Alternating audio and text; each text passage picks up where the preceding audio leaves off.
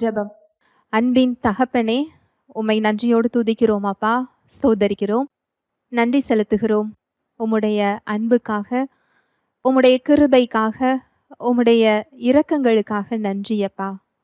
நாங்கள் நிற்பதும் நிர்மூலமாகாமல் இருப்பதும் உம்முடைய சுத்த கிருபை தகப்பனே, நன்றி செலுத்துகிறோம். எங்களுக்கு என்ன என்ன தேவைகளோ எல்லாவற்றையும் சிலுவையில் செய்து முடித்திருக்கிறீர். இந்த சத்தியத்திற்கு நேராக எங்களை வழி நடத்தி கொண்டிருக்கிறீர். சத்திய ஆவியானவரே, வேதத்தின் ரகசியங்களை, மறைப்பொருட்களை எங்களுக்கு எளிமையாக நாங்கள் புரிந்து கொள்ளும் வகையில் கற்றுக் கொடுக்கிறதற்காக நன்றி அப்பா. தடைகளை, மனக்கடினத்தை இயேசுவின் நாமத்தினாலே அப்புறப்படுத்துகிறேன். கிறிஸ்துவுக்குள் விசுவாசியின் அதிகாரத்தையும் உரிமைகளையும், விசுவாசி பெற்றிருக்கின்ற இடத்தையும் கடமைகளையும் நீர் எங்களுக்கு கற்றுக் கொடுத்து கொண்டிருக்கிறீர். நன்றி செலுத்துகிறோம் அப்பா. என்னை முழுமையாக அர்ப்பணிக்கிறேன். இயேசுவின் மூலம் ஜெபிக்கிறேன் நல்ல பிதாவே, ஆமேன். Praise the Lord. ஹல்லேலூயா. நன்றி இயேசுவே. விசுவாசியின் அதிகாரத்தை குறித்து நாம் சத்தியத்தின் அடிப்படையில் தியானித்து கொண்டிருக்கிறோம். இயேசு கிறிஸ்துவை இரட்சகராக ஏற்றுக்கொண்ட ஒவ்வொருவருமே விசுவாசிதான். நான் விசுவாசியா என்று சந்தேகம் வேண்டாம். நீங்கள் இரட்சிப்பை பெற்றிருப்பீர்கள் என்றால் நீங்கள் விசுவாசி. கிறிஸ்துவுக்குள் ஒரு விசுவாசியின் அதிகாரம் என்ன? கிறிஸ்துவுக்குள் அவர் நமக்கு கொடுத்திருக்கின்ற விடுதலை, மீட்பு, அதிகாரம், வாழ்வு, சத்தியத்தின் அடிப்படையில் நாம் அதை தியானித்து கொண்டிருக்கிறோம். நாம் உணர்ந்தாலும் உணரவில்லை என்றாலும், நாம் நம்பினாலும் நம்ப முடியவில்லை என்றாலும், ஒவ்வொருவரும் ஆவிக்குரிய போர்க்களத்தில் நின்று கொண்டிருக்கின்றோம். இந்த போர்க்களத்தில் உங்களுடைய போராட்டம் உங்களுடைய பலவீனங்களோடு அல்ல, நீங்கள் எதிர்கொள்ளுகின்ற சூழ்நிலைகளோடு, மனிதர்களோடு அல்ல. நமக்கு எதிராளியாகிய பிசாசானவன் என்று வேதம் சொல்லுகிறது. நமக்கு ஒரே ஒரு எதிரி, அவன் பிசாசானவன். அவன் கர்ஜிக்கிற சிங்கம் போல எவனை விழுங்கலாமோ என்று வகை தேடிக் கொண்டிருக்கின்றான். இந்த போர்க்களத்தில் நம்முடைய எதிராளி யார்? நம்முடைய சார்பாக நிற்கின்றவர் யார்? நமக்கு என்ன அதிகாரம் கொடுக்கப்பட்டிருக்கிறது? இதை நம்ம கடந்த பகுதிகளில் தியானித்தோம். இன்றைய பகுதியில் நாம் தியானிக்க போகின்ற சத்தியம், எதிராளியாகிய பிசாசானவனுக்கு விசுவாசியின் மேல் அதிகாரம் இல்லை. ஆண்டவராகிய இயேசு கிறிஸ்து அவனுடைய அதிகாரத்தை உரிந்து கொண்டு அவனை வெளியரங்கமான கோலமாக்கி சிலுவையிலே அவைகளின் மீது வெற்றி சிறந்தார் என்று சத்தியம் சொல்லுகிறது. விசுவாசிக்குதான் சாத்தானின் மீது அதிகாரம் இருக்கிறது. சாத்தானுக்கு விசுவாசியின் மீது அதிகாரம் இல்லை. அவனுடைய அதிகாரம் உரிந்து கொள்ளப்பட்டிருக்கிறது. அப்படி என்றால் அவன் என்ன விதமாக அவன் செயல்படுகிறான்? அவனுக்கு விசுவாசிகளின் மீது அதிகாரம் இல்லை. அவனுடைய வல்லமை என்னவென்றால் பொய், நயவஞ்சகம், தந்திரம், ஏமாற்றுதல். இதுதான் அவனுடைய போர் திட்டம். இந்த போர் முறைகளின் அடிப்படையில் தான் அவன் போரிட்டு கொண்டிருக்கிறான். அவன் போர் செய்கின்ற இடம் உங்களுடைய சிந்தனை. உங்களுடைய சிந்தனையில் தான் அவன் போரிட்டு கொண்டிருக்கிறான். தேவனுடைய வார்த்தைக்கு எதிரான பொய்களை சொல்வதன் மூலம், அதை உங்களை நம்பச் செய்கிறது போல உங்களுக்கு உணர்வுகளை கொடுப்பதன் மூலம், சூழ்நிலைகளின் மூலம் உங்களை நம்ப வைப்பதற்காக, உங்கள் சிந்தையை குழப்புவதற்காக அவன் அந்த திட்டங்களோடு போரிட்டு கொண்டிருக்கிறான். இந்த பொய்யை, அவனுடைய திட்டத்தை, அவன் கொடுக்கின்ற எண்ணங்களை நீங்கள் நம்பி ஏற்றுக்கொள்ளும் பொழுது அவனுக்கு உங்கள் வாழ்வில் அனுமதியை கொடுக்கிறீர்கள். உங்களுடைய அனுமதியை பெற்றுக்கொண்டு உங்களுடைய அதிகாரத்தை பயன்படுத்தி அவன் உங்களுக்கு எதிராக செயல்பட்டு கொண்டிருக்கிறான். இதைதான் ஆண்டவராகிய இயேசு கிறிஸ்து யோவான் 10:10 திருடன் திருடவும் கொல்லவும் அழிக்கவும் வருகிறான், நானோ ஜீவனை கொடுக்க வந்தேன், அது பரிபூரணப்பட வந்தேன் என்று சொல்லுகிறார். இந்த திருடன் அழிக்கவும் கொல்லவும் திருடவும் வகை தேடிக் கொண்டிருக்கிறான். எல்லாருடைய வாழ்விலும் அவனால் அத்துமீறி நுழைய முடியாது. வகை தேடிக் கொண்டிருப்பது என்றால் வழி தேடிக் கொண்டிருப்பது.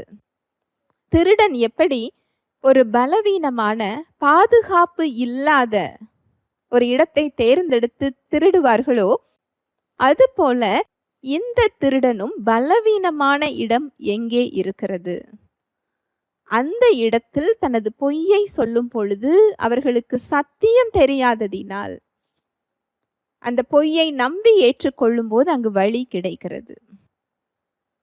அவன் தேவனை அறியாதவர்களை, அவர்களது மனக்கண்களை எப்படி குருடாக்குகிறான்? இயேசு கிறிஸ்துவை ஏற்றுக்கொண்டவர்கள் தேவனுடைய பிள்ளைகளை அவன் எப்படி வஞ்சிக்கிறான் என்று கடந்த பகுதியில் பார்த்தோம். நியாயப்பிரமாணத்தில் இருப்பவர்களை நியாயப்பிரமாணத்தின் மூலம், ஏனென்றால் அவங்க கிருபையை இயேசு கிறிஸ்துவை அறிந்து கொள்ளாததினால், சத்தியத்தை தெரியாததினால் நியாயப்பிரமாணத்தின் மூலம் வஞ்சிக்கிறான். கிருபையை அறிந்து கொண்டவர்களை அதை சரியான முறையில் அறிந்து கொள்ளாததினால் அதன் மூலம் வஞ்சிக்கிறான். விசுவாசிகளை சூழ்நிலைகளின் மூலம், பயத்தின் மூலம், குற்ற மனசாட்சியின் மூலம் அவன் பொய் சொல்லி ஏமாற்றி வஞ்சித்து கொண்டிருக்கிறான். இதிலெல்லாம் சத்தியத்தை தெரிந்து கொள்ளும் போது அவனுடைய பொய்யை நாம் ஏற்றுக்கொள்ளாமல் சத்தியத்தை நாம் ஏற்றுக்கொள்ளும் பொழுது அதுல விடுதலையை பார்க்க முடியும். உங்க சூழ்நிலைகளும் உங்க பலவீனங்களும் எந்த இடத்தில் உங்களுக்கு விடுதலை வேண்டுமோ அதில் ஒரு விடுதலையை உங்களால் பார்க்க முடியும். இன்றைக்கு தியானிக்க போகின்ற சத்தியம், சந்தேகம் அவிசுவாசத்தின் மூலமாக அவன் நம்முடைய வாழ்வில் நுழைகிறான். அந்த சந்தேகத்தையும் அவிசுவாசத்தையும் நாம் ஏற்றுக்கொள்ளும் போது அவனுக்கு நாம் வழி விடுகிறவர்களாக இருக்கிறோம். இந்த சத்தியத்தை நாம் தியானிக்க போகிறோம். வாசிக்கலாம். யாக்கோபு 1:6-7. ஆனாலும் அவன் எவ்வளவாகிலும் சந்தேகப்படாமல் விசுவாசத்தோடே கேட்க கடவன். சந்தேகப்படுகிறவன் காற்றினால் அடிபட்டு அலைகிற கடலின் அலைக்கு ஒப்பாயிருக்கிறான். அப்படிப்பட்ட மனுஷன் தான் கர்த்தரிடத்தில் எதையாகிலும் பெறலாம் என்று நினையாதிருப்பானாக. 6வது வசனம். ஆனாலும் அவன் எவ்வளவாகிலும் சந்தேகப்படாமல் விசுவாசத்தோடே கேட்க கடவன். தேவனை நாம் எப்படி தொடர்பு கொள்ள முடியும் என்றால் விசுவாசத்தின் மூலமாக தொடர்பு கொள்ள முடியும். ஏனென்றால் தேவன் ஆவியானவர், அவர் ஆவியாய் இருக்கிறார். ஆவியான தேவனை நம்முடைய மாம்சத்தோடும் நம்முடைய சிந்தனைகளோடும் நாம் தொடர்பு கொள்ள முடியாது. ஆவியான தேவனை நமது ஆவியின் மூலமாக, அவரது வார்த்தையின் மூலமாக, ஆவியானவரின் மூலமாக மாத்திரமே நம்ம ஆவியான தேவனை தொடர்பு கொள்ள முடியும். அதற்கு தான் நமக்கு ஆவியானவர் கொடுக்கப்பட்டிருக்கிறார். அந்த சத்தியத்திற்கு நேராக அவர் நம்மை வழி நடத்தி கொண்டிருக்கிறார். இந்த விசுவாசமே தேவனோடு நம்மை தொடர்பு கொள்ள செய்கின்ற இடம். இந்த விசுவாசம் என்றவுடன் அநேகருக்கு இந்த விசுவாசம் என்றால் என்ன என்று வேதத்தின் அடிப்படையில் புரிவது இல்லை. நான் தேவனை நம்புகிறேன், எப்படியாகிலும் என்னை இந்த பிரச்சனையிலிருந்து வெளியே கொண்டு வந்து விடுவார். அவர் வெளியே கொண்டு வரவில்லை என்றாலும் அவரை நான் நம்புகிறேன். அவருக்கு வல்லமை உண்டு என்று நான் நம்புகிறேன். இதையெல்லாம் விசுவாசம் என்று நாம் நினைக்கிறோம். வேதம் சொல்லுகின்ற விசுவாசம் இதுவல்ல. அது நம்முடைய நம்பிக்கை. தேவன் சர்வ வல்லவர் என்று நாம் நம்புகிறோம். அவரால் செயல்பட முடியாத சூழ்நிலை, காரியம் என்று ஒன்று இல்லை என்று நாம் நம்புகிறோம். ஏனென்றால் சர்வத்தையும் அவர்தான் உருவாக்கி இருக்கிறார். இது நம் நம்பிக்கை. ஆனால் விசுவாசம் என்பது அவரது வார்த்தை அவரை குறித்து, நமது சூழ்நிலைகளை குறித்து, நம்மை குறித்து, சாத்தானை குறித்து அவர் என்ன சொல்லுகிறாரோ அதை அப்படியே ஏற்றுக்கொள்வதுதான் விசுவாசம். இதை நாம் நம்புகிறோமா நம்பவில்லையா என்று அர்த்தம் இல்லை. சூழ்நிலைகளில் அதன்படி இருக்கிறதா இல்லையா என்று இல்லை. நம்முடைய உணர்வுகள் அதை நம்ப சொல்லுகிறதா நம்ப சொல்லவில்லையா என்றும் இல்லை. நம்முடைய உணர்வுகள் அவரது வார்த்தைக்கு எதிராக சொன்னாலும், நம்முடைய சூழ்நிலைகள் அவரது வார்த்தைக்கு எதிராக இருந்தாலும், உலக அறிவும், நமக்கு நண்பர்கள், நம்முடைய உறவினர்கள், நமக்கு வேண்டியவர்கள் அவரது வார்த்தைக்கு எதிராக சொன்னாலும், அவர் வார்த்தை என்ன சொல்லுகிறது? அதை அப்படியே ஏற்றுக்கொள்வதற்கு பெயர்தான் விசுவாசம். இந்த விசுவாசம்தான் அவரோடு நம்மை தொடர்பு கொள்ள செய்கின்ற இடம். அதனாலதான் இந்த வசனம் சொல்லுது, ஆனாலும் அவன் எவ்வளவாகிலும் சந்தேகப்படாமல் விசுவாசத்தோடு கேட்க கடவன். உங்களுக்கு விசுவாசம் வரும் பொழுது, உங்க பிரச்சனைகள்ல, உங்க சூழ்நிலைகள்ல, உங்களுக்கு சூழ்நிலைகள் மாற மாற விசுவாசம் வரும் என்றால் அது அப்படி வராது. எனக்கு சூழ்நிலை கொஞ்சம் மாறிக்கிட்டு இருக்கு, அதனால எனக்கு அது நடக்கும் அப்படின்னு சொல்லி நம்புகிறதுக்கு பேரு விசுவாசம் இல்லை. நான் இன்றைக்கு ஜெபிச்சிட்டேன், நாளைக்கு எனக்கு மாறி இருக்கணும், எனக்கு மாறவில்லையே. இந்த சூழ்நிலைகளின் அடிப்படையில் வருவதற்கு பெயர் விசுவாசம் இல்லை. உங்க சூழ்நிலைகள் எப்படியாக இருந்தாலும், எவ்வளவாகிலும் சந்தேகப்படாமல் விசுவாசத்தோட கேட்க கடவன். எவ்வளவாகிலும் அப்படின்னா எவ்வளவு கொஞ்சமா இருந்தாலும், அதுல சந்தேகமும் அவிசுவாசமும் சேர்ந்தால் அங்கு தேவனால் செயல்பட முடியாது. அந்த அவிசுவாசம் அவரது வல்லமையை தடுக்கக்கூடிய இடம். அந்த சந்தேகமும் அவிசுவாசமும் உங்களுடைய விசுவாசத்தை பலவீனப்படுத்தும். உங்க விசுவாசத்தை அது பலப்படுத்துவதற்கு பதில் உங்கள் விசுவாசத்தை அது பலவீனப்படுத்தும். அந்த நிச்சயம் உங்களுக்கு இருக்காது. இது நடக்குமா நடக்காதா, இதற்கு வாய்ப்பு இருக்குதா இல்லையா, இது முடியுமா முடியாதா, காரியம் இப்படியாக இருக்கிறதே, உலகத்தில் இதற்கு வேறு வழியே இல்லையே, இதுல எப்படி தேவன் செயல்படுவார், இல்லை எனக்கு அவர் செயல்படுவாரா, இல்லை இதுல என்னால பார்க்க முடியுமா, இந்த எண்ணம் கொஞ்சம் கூட வராது. இந்த எண்ணங்கள் உங்கள் விசுவாசத்தோட வந்தால் நம்முடைய விசுவாசத்தோடு சந்தேகமும் ஒட்டி கொண்டிருக்கிறது என்று பொருள். நம்முடைய விசுவாசத்தோடு அவிசுவாசமும் சேர்ந்திருக்கிறது என்று பொருள்.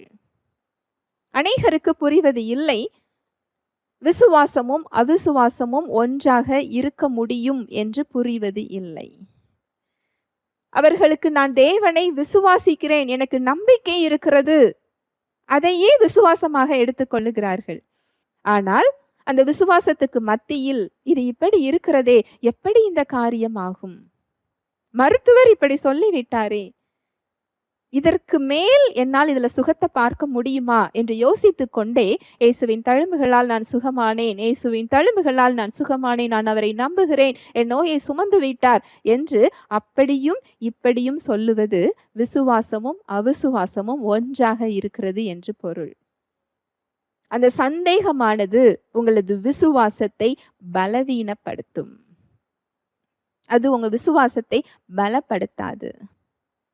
அதனாலதான் எதிராளியாகிய பிசாசானவன், சாத்தான், எவனை விழுங்கலாமோ என்று வகை தேடிக் கொண்டிருக்கின்றவன், சூழ்நிலைகளின் மூலமாக, மனிதர்களின் மூலமாக, உங்க சரீரத்தின் மூலமாக, உங்க உணர்வுகளின் மூலமாக, உங்களுடைய சிந்தனைகளில் சந்தேகம் என்ற பொய்யை அவன் விதைக்கிறான். இதுல தேவன் உனக்கு செய்வாரா? அவருக்கு வல்லமை இருக்கிறது சரி, அவர் உனக்கு செய்வாரா? எப்பொழுதுமே தேவனால் இது முடியாது என்று சாத்தான் உங்களுக்கு சொல்ல மாட்டான். ஏனென்றால் அதுல உங்களுக்கு சந்தேகமே இல்லை என்று அவனுக்கு தெரியும். அந்த இடத்தை அவன் கை வைக்க மாட்டான். அவன் கை வைக்கின்ற இடம், அவருக்கு வல்லமை இருக்கிறது சரி, அதை உனக்கு செய்வாரா? உன்னால் அதை பெற முடியுமா? அவன் கை வைக்கின்ற இடம், அவர் உங்களை குறித்த அவரது அன்பில் கையை வைப்பான். உங்களது தகுதியை குறித்து சந்தேகத்தை கொடுப்பான். அவன் செயல்படுகின்ற வழியே அதுதான். ஆதியில இருந்தே அவன் பொய்யனும் பொய்க்கு பிதாவுமாக இருக்கிறான். அவனிடம் சத்தியம் இல்லை. ஆதியிலேயே அவன் ஏவாளிடம் இப்படிதான் அவன் நயவஞ்சகமாக வஞ்சித்தான். இந்த கனியை புசிக்கும் நாளில் நீ சாகவே சாவது இல்லை, நீ தேவனை போல் மாறிவிடுவாய். அவன் தேவன் நல்லவர் இல்லை என்று சொல்லவில்லை. ஏற்கனவே தேவனை போல அவர் சாயலில் படைக்கப்பட்டிருந்த மனிதர்களிடம் அவன் சொல்லுகின்ற பொய், தேவனுடைய வார்த்தைக்கு எதிராக நீ அதை புசிக்கும் நாளில் சாவது இல்லை, அவரை போல் மாறிவிடுவாய். அப்படி என்றால் இப்பொழுது நீ அவரை போல் இல்லை என்று அர்த்தம். அவர் ஏதோ ஒரு வகையில் அவரை விட உன்னை குறைவாக படைத்திருக்கிறார் என்று அர்த்தம். உனக்கு ஏதோ ஒரு நன்மையை அவர் தராமல் மறைத்து வைத்திருக்கிறார் என்று அர்த்தம். அவரது அன்பில், அவரது நன்மையில் சந்தேகம் கொள்ள வைக்கிறான். சந்தேகம் என்ற விதையை, சந்தேகம் என்ற பொய்யை அவரது சிந்தனையில் விதைக்கிறான். அதை ஏவாள் நம்பி ஏற்றுக்கொள்ளும் பொழுது அவர்களுடைய வாழ்வில் நுழைகிறான். சாத்தானால் ஒரு விசுவாசியின் வாழ்வில் அத்துமீறி நுழைய முடியாது. அந்த அதிகாரம் அவனுக்கு இல்லை. உங்கள் சரீரத்தை தொடுவதற்கு, உங்கள் வாழ்வை தொடுவதற்கு, உங்களுடைய எல்கைகளை தொடுவதற்கு, தேவன் உங்களுக்கு வைத்திருக்கின்ற நன்மையை தடுப்பதற்கு அவனுக்கு எந்த அதிகாரமும் தேவன் கொடுக்கவில்லை. உங்களது அறியாமை அந்த அனுமதியை கொடுத்து கொண்டிருக்கிறது. உங்களது தகுதியை குறித்த சந்தேகம், தேவனுடைய அன்பை குறித்த சந்தேகம், உங்கள் சூழ்நிலையை குறித்த சந்தேகம், சாத்தானை குறித்த சந்தேகம், இதெல்லாம் நம்ம சூழ்நிலைகளை பார்க்கும் பொழுது அவன் இந்த வழியாக உங்கள் சிந்தனைகளில் சந்தேகத்தை கொடுப்பான். இதெல்லாம் எதிராக தான் இருக்கும். எப்பொழுதுமே தேவனுடைய வார்த்தையும் நமது சூழ்நிலைகளும் ஒன்று போல இருக்காது. நாம் நிற்கின்ற இடமும் தேவன் நமக்கு வைத்திருக்கின்ற இடமும் ஒன்று போல இருக்காது. எதிராக தான் இருக்கும். சாத்தான் சொல்லுகின்ற காரியங்களை நம்மளால கண்களால பார்க்க முடியும். ஆனா தேவன் ஆயத்தம் பண்ணி வைத்திருக்கிறதை நம்மால் கண்களால் பார்க்க முடியாது. அவரது வார்த்தையின் மூலம், அவரது ஆவியானவரது உதவி கொண்டு, அந்த விசுவாசத்தை பெற்று கொண்டு அதுல நம்ம பலப்படும் பொழுது அந்த பலன்கள் வெளிப்படுவதை நம்ம பார்க்க முடியும். அதனாலதான் சூழ்நிலைகள் மூலம், நம்முடைய உணர்வுகள் மூலம், மனிதர்கள் மூலம் எளிதாக அவன் நம்மிடம் பொய் சொல்லி ஏமாற்றுகிறான். சூழ்நிலைகளை வைத்து மிரட்டுகிறான். கர்ஜிக்கிற சிங்கம் போல. அப்படி என்றால் என்ன அர்த்தம்? அந்த கர்ஜனைய உங்களால கேட்க முடியும். அந்த சூழ்நிலைகள் சொல்லுகின்ற தகவல்கள் உங்கள் காதில் விழுந்து கொண்டு இருக்கும். உலகத்தில் இதில் வழி இல்லை, உனக்கு யாரும் உதவ இல்லை, நீ தனியாக நிற்கிறாய், டாக்டருடைய ரிப்போர்ட் இப்படி சொல்லுகிறது, இவர்கள் உனக்கு எதிராக செயல்பட்டு கொண்டிருக்கிறார்கள். இந்த சூழ்நிலைகளும் நாம் வைத்திருக்கின்ற ரிப்போர்ட்டும் இந்த தகவலை நமக்கு சொல்லும். நம்முடைய உணர்வுகள் அதை உணரும். அந்த குரல் நம் காதில் கேட்கும். ஆனால் இதற்கு மத்தியில் எவ்வளவாகிலும் சந்தேகப்படாமல் விசுவாசத்தோடு நாம் தேவன்கிட்ட கேட்கணுமா? வசனம் அப்படிதான் சொல்லுகிறது. எவ்வளவாகிலும் சந்தேகப்படாமல்.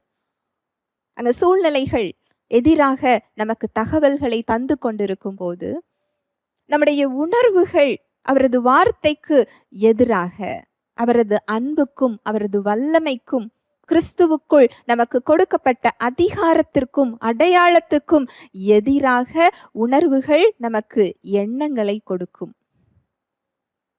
இதெல்லாம் எப்படி உன்னால பெற முடியும்? நீ இதை விசுவாசத்தோடு சொல்லுகிறாய், இது நடக்குமா? உன்னால இதை பார்க்க முடியுமா? இன்னும் எவ்வளவு காலம் ஆகும்? இதெல்லாம் வாய்ப்பே இல்லை. இது ஒரு சிலரால தான் பெற முடியும். உன்னால இதை பெற முடியாது. இதில் உன்னால் பார்க்க முடியாது. அவ்வளவுதான். இந்த சூழ்நிலை மறித்து போய்விட்டது. இதுல வேற வழி இல்லை. இந்த குரல்கள் எல்லாம் கேட்டுக்கொண்டுதான் இருக்கும். இதற்கு மத்தியில் எவ்வளவாகிலும் விசுவாசத்தோடே கேட்க கடவன் என்று வசனம் சொல்லுகிறது. அந்த விசுவாசத்தோடு கேட்காமல் சந்தேகத்தோடு கேட்கிறது. என்னால இதை பெற முடியுமா? இல்ல முடியாதா? என்னால பார்க்க முடியுமா? பார்க்க முடியாதா? நான் எவ்வளவு காலம் ஜெபித்து கொண்டிருக்கிறேன், எவ்வளவு காலம் நான் இதுல காத்து கொண்டிருக்கிறேன். தேவனுக்கு என்னோட சூழ்நிலை புரியலையோ, இல்லை என்றால் அவர் எனக்கு இதில் தரமாட்டாரோ, அவரது சித்தம் இது இல்லையோ, என்னால இதை பார்க்க முடியாதோ, ஏதாவது தடை இருக்குமோ? இப்படி ஒரு சந்தேகத்தோட நீங்கள் ஜெபித்து கொண்டிருப்பீர்கள் என்றால் அதை குறித்து சத்தியம் என்ன சொல்லுகிறது தெரியுமா? ஆனாலும் அவன் எவ்வளவாகிலும் சந்தேகப்படாமல் விசுவாசத்தோட கேட்க கடவன். சந்தேகப்படுகிறவன் காற்றினால் அடிபட்டு அலைகிற கடலின் அலைக்கு ஒப்பாயிருக்கிறான். அப்படி சந்தேகப்பட்டு கேட்கிறவர்கள் எப்படி இருக்கிறாங்க அப்படின்னா, காற்றினால் அடிபட்டு அலைகிற கடலின் அலைக்கு ஒப்பிட்டு சொல்லப்பட்டிருக்கு. ஒரு பெரிய புயல் காற்று இருக்கு. அந்த காற்றுல கடல்ல அலைகள் அடிக்க ஆரம்பிக்கும். அந்த அலைகளோட இயல்பு என்னவென்றால், ஒரு நேரம் அது கடலோடு சேர்ந்து இருக்கும், அடுத்த நேரம் அது உயர எழும்பும். அந்த காற்றோடு சேர்ந்து அது அந்த அழுத்தத்துக்கு நேராக உயர எழும்பும். அந்த காற்று குறையும் போது அப்படியே கீழே கடலோடு சேர்ந்து விடும். Ups and down. இதே போலதான் ஒரு விசுவாசி அவரது வார்த்தையை பார்க்கும் பொழுது, தேவனது அன்பை உணரும் பொழுது, அந்த விசுவாசத்தை கேட்கும் பொழுது விசுவாசம் வரும். ஆமா, தேவன் என்னோடு கூட இருக்கிறார், அவர் என்னை விட்டு விலகுவதும் இல்லை, என்னை கைவிடுவதும் இல்லை.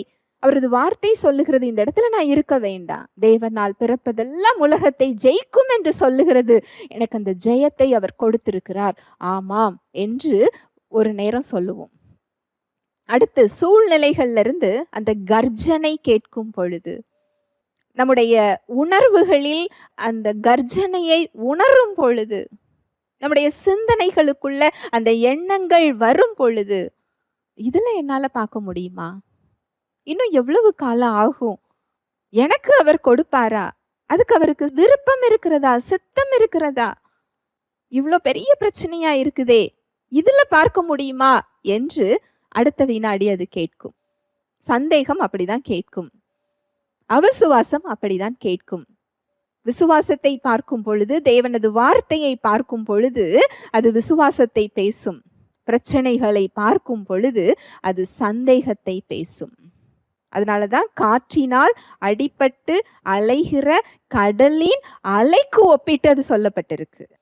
அப்படிப்பட்டவர்களை குறித்து அடுத்த வசனம் என்ன சொல்லுகிறது என்று பார்க்கலாம். 7வது வசனம், அப்படிப்பட்ட மனுஷன் தான் கர்த்தரிடத்தில் எதையாகிலும் பெறலாம் என்று நினையாதிருப்பானாக. இந்த சத்தியத்தை குறித்து கேட்டுக்கொண்டிருக்கிற சகோதர சகோதரிகளே, தேவனது வார்த்தை ஒரு ஆவிக்குரிய கண்ணாடி. அநேக காரியங்களுக்காக நீங்கள் ஜெபித்து கொண்டிருக்கலாம். என்னுடைய ஜெபத்திற்கு இன்னும் ஏன் பதில் வரவில்லை என்று ஒரு குழப்பத்தோடு நீங்கள் காத்து கொண்டிருக்கலாம். ஒரு சோர்வோடு காத்து கொண்டிருக்கலாம். உங்களுடைய ஜெபம் சந்தேகம் இல்லாமல் இருக்கிறதா? இல்லை என்றால் காற்றினால் அடிபட்டு அலைகின்ற அந்த அலைக்கு ஒப்பானதாக இருக்கிறதா? இங்கு வசனம் சொல்லுகிறது, அப்படிப்பட்ட மனுஷன் தான் கர்த்தரிடத்தில் எதையாகிலும் பெறலாம் என்று நீங்க நினைக்காதீங்கன்னு சொல்லப்பட்டிருக்கு. ஏனென்றால் அது ஒரு ஆவிக்குரிய விதி. விசுவாசம் மாத்திரமே தேவனோடு நம்மை தொடர்பு கொள்ள செய்கின்ற இடம். கிறிஸ்துவுக்குள் ஒரு பெரிய மீட்பையும் வாழ்வையும் விடுதலையையும் அவர் கொடுத்திருக்கிறார்.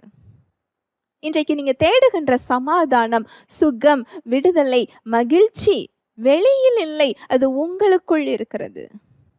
உங்களது புதிய ஆவியில் இருக்கிறது. ஏற்கனவே சிலுவையில் அதை அவர் கொடுத்து விட்டார். எதிராளியாகிய பிசாசானவன் உங்களுக்கு உங்கள் சூழ்நிலைகள் மூலம், மனிதர்கள் மூலம், உங்கள் உணர்வுகள் மூலம் அவன் சந்தேகத்தை கொடுக்கும் பொழுது அதை நீங்கள் நம்பி ஏற்றுக்கொள்ளுவீர்கள் என்றால் உங்கள் வாழ்வில் அவன் அனுமதியை பெற்றுக் கொள்ளுகிறான். தேவனுடைய வார்த்தைக்கு எதிராக அவன் இந்த சந்தேகத்தின் மூலம் உங்கள் வாழ்வில் நுழைகிறான், பொய் சொல்லுகிறான், வஞ்சிக்கிறான். எப்படி விசுவாசம் தேவனோடு நம்மை தொடர்பு கொள்ள செய்கிறதோ, இந்த சந்தேகத்தோட இன்னொரு முகம் அவிசுவாசம் தான். இந்த அவிசுவாசமானது தேவனுடைய வல்லமையிலிருந்து நம்மை பிரிக்கின்ற இடமாக இருக்கிறது. அதனால்தான் அவன் சூழ்நிலைகளை குறித்து சந்தேகம் கொள்ள வைக்கிறான். நமது தகுதியை குறித்து சந்தேகம் கொள்ள வைக்கிறான். தேவனது அன்பை குறித்து சந்தேகம் கொள்ள வைக்கிறான். உண்மையிலேயே தேவன் எனக்கு உதவி செய்வாரா? என்னோட ஜெபத்தை அவர் கேட்டுக்கொண்டிருக்கிறாரா? என் ஜெபம் அவருக்கு கேட்கிறதா? இதெல்லாம் அவரது அன்பில் அவன் சந்தேகம் கொள்ள வைக்கின்ற இடங்கள். என்னுடைய ஜெபத்திற்கு அவர் பதில் கொடுப்பாரா? செவி சாய்ப்பாரா? எனக்கு அந்த தகுதி இருக்கிறதா? இன்னொரு விதமாக சொன்னால் அதனுடைய அர்த்தம் அதுதான். இன்னொரு அர்த்தம், அவர் உங்கள் மீது அன்பாக இல்லை, கோபமாக இருக்கிறார். ஏனென்றால் உங்களுக்கு தகுதி இல்லை, உங்கள் தகுதியை நீங்கள் இழந்து விட்டீர்கள். இப்படிதான் அவன் பொய் சொல்லி சந்தேகம் கொள்ள வைக்கிறான். பேதுரு கடலின் மீது நடக்கிறார். புயல் அடித்தாலும் அடிக்கவில்லை என்றாலும் சாதாரணமாக ஒருவரால் கடலின் மீது நடக்க முடியாது. அந்த படகில் இருந்து இயேசு கிறிஸ்து வா என்று சொன்ன ஒற்றை வார்த்தையை கேட்டவுடன் கால்களை எடுத்து கடலின் மீது வைக்கிறார். இயேசு கிறிஸ்துவை பார்த்து கொண்டே அந்த வார்த்தையினால் அவர் பெற்ற விசுவாசம், அவரை பார்த்து கொண்டே கடலில் பாதி தூரத்துக்கு வருகிறார். அங்கு காற்றும் நிற்கவில்லை, புயலும் நிற்கவில்லை.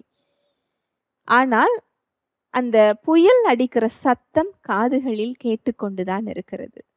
அந்த இடி மின்னல் சத்தத்தை கேட்டு இயேசு கிறிஸ்துவிடமிருந்து பார்வையை எப்பொழுது திருப்புகிறாரோ அந்த புயலை கண்டு என்று வேதம் சொல்லுகிறது. புயலை கண்டு பயந்து மூழ்கத் தொடங்குகையில், ரொம்ப அழகான ஒரு உதாரணம் இது. எனக்கு ரொம்ப பிடித்த ஒரு உதாரணம். அவர் அந்த விசுவாசத்தில் இருக்கின்ற வரைக்கும் கடலின் மேல் நடக்கின்ற இயற்கைக்கு அப்பாற்பட்ட தேவ வல்லமை அங்கு வெளிப்படுகிறது. அவரை கடலின் மீது நடக்க செய்கிறது தேவ வல்லமை. அந்த தேவ வல்லமையை தொடர்பு கொள்ள செய்கின்ற இடம் அவரது விசுவாசம். அவர் இயேசு கிறிஸ்துவை நோக்கி பார்த்து கொண்டே செல்லுகிறார். விசுவாசம் அவரை நீங்கள் அறிந்து கொள்வதில் ஆரம்பிக்கிறது. அவரோடு நீங்கள் இணைந்து இருப்பதில் வளர்கின்றது. சத்தியத்தை நீங்கள் தெரிந்து கொண்டு அதை அறிந்து கொள்ள உங்க விசுவாசம் வளர ஆரம்பிக்கிறது. எப்பொழுது அவரிடமிருந்து கவனத்தை திருப்பி புயலை பார்த்தாரோ, அந்த புயலையும் காற்றையும் அங்கு அவர் உணர்கிறார். அந்த இடி மின்னல் சத்தம் அவர் காதுகளில் கேட்கிறது. அதை கண்டவுடன் சந்தேகம், இவ்வளவு பெரிய இடி மின்னல்ல என்னால நடக்க முடியுமா? இந்த எண்ணம் அவருக்கு வந்திருக்கும். உண்மை என்னவென்றால் புயல், இடி, மின்னல் இல்லை என்றாலும் அவரால் நடக்க முடியாது. அவரை நடக்க செய்தது தெய்வ வல்லமை. அந்த வல்லமை வெளிப்பட்டது அவரது விசுவாசத்தின் மூலம். எப்பொழுது சந்தேகம் உள்ள வந்ததோ, அதை எப்பொழுது அவர் ஏற்றுக்கொண்டாரோ, பிசாசானவன் உள்ளே நுழைந்து அந்த அதிகாரத்தை எடுத்துக்கொண்டு மூழ்க வைக்க ஆரம்பிக்கிறான். இன்ஸ்டன்ட்லி. இதுல எவ்வளோ பெரிய உண்மை தெரியுமா? ஆவிக்குரிய உலகம் ஓய்வு எடுத்துக் கொள்வது இல்லை. அது 24 மணி நேரமும் செயல்பட்டு கொண்டிருக்கிறது. அப்படி என்றால் இந்த ஆவிக்குரிய போர்க்களத்தில், இந்த போராட்டத்தில் நமக்கு ஓய்வு கிடையாது. சாத்தான் ஓய்வெடுப்பது இல்லை. அவனது கூட்டாளிகள் ஓய்வெடுப்பது இல்லை. எவனை விழுங்கலாமோ என்று 24 மணி நேரமும் வகை தேடிக் கொண்டிருக்கிறான். நமது தேவனும் ஓய்வெடுப்பது இல்லை. இஸ்ரவேலை காக்கிறவர் உறங்குவதும் இல்லை, தூங்குவதும் இல்லை. அவரது பிள்ளைகளை காக்க, கண்ணின் மணி போல பாதுகாக்க அவரும் காத்து கொண்டிருக்கிறார். ஆனால் நாம் தான் என்ன செஞ்சுக்கிட்டு இருக்கிறோம்? தூங்கி கொண்டிருக்கிறோம், சத்தியத்தை அறியாமல். அந்த சத்தியத்தை அறியாததினால எந்த இடத்துலலாம் நமக்கு சத்தியம் தெரியலையோ அந்த இடத்துல எளிதாக அவன் சொல்லுகின்ற பொய்யை ஏற்றுக்கொண்டு சந்தேகத்தை பெற்றுக்கொள்ளுகிறோம். அது நம்முடைய விசுவாசத்தை அது என்ன செய்கிறது? பலவீனப்படுத்துகிறது. சாத்தானால தேவன் செயல்படுவதை தடுக்க முடியாது. தேவன் நமக்கு வைத்திருக்கின்ற நன்மையை தடுக்க முடியாது. அவர் நம்மீது வைத்திருக்கிற அன்பை குறைக்க முடியாது.